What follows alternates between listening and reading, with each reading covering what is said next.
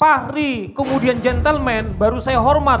Ini kan fitnah. Ada orang yang mengatur atau mengatur KPK, padahal putusan peradilan menetapkan Bunioto sebagai tersangka yang menjadi diskusi kita bukan karena KPK.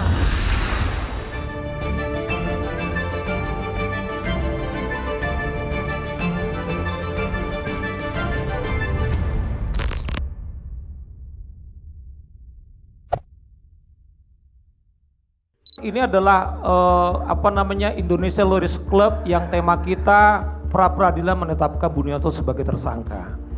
Saya kira ada yang serius fitnah-fitnah yang dilakukan oleh saudara Fahri Hamzah. Misalnya begini, ini kan bicara di di podium sangat terhormat ini mengatakan ada kelompok-kelompok di luar atau di belakang KPK yang mengatur. Tunjuk siapa orangnya supaya jangan dia fitnah.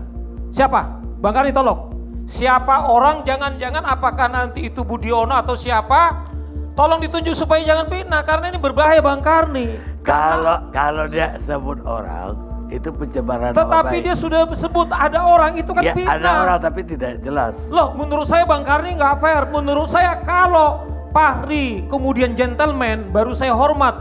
Karena apa ini ditonton? Kemudian Saur Siagian atau Bang Denny Kailimang baru saya hormat. Ini kan fitnah. Ada orang yang mengatur atau mengatur KPK, padahal putusan peradilan menetapkan Bunioto sebagai tersangka yang menjadi diskusi kita bukan karena KPK.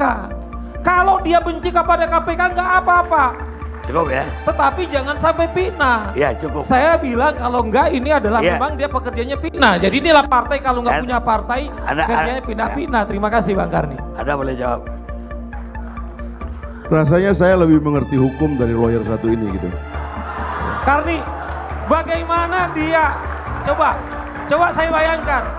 Coba dia mengatakan ada yang mengatur KPK tapi dia tidak bertanggung jawab. Kualitas seperti apa wakil ketua KPK seperti ini? Cukup. Sebagai wakil ketua DPR model seperti apa mengatakan seperti itu? Itu ada lama-lama. Gini Bang Karni, dia kan mengatakan saya memfitnah. Ayo kita tarung di bidang hukum. Anda lapor aja.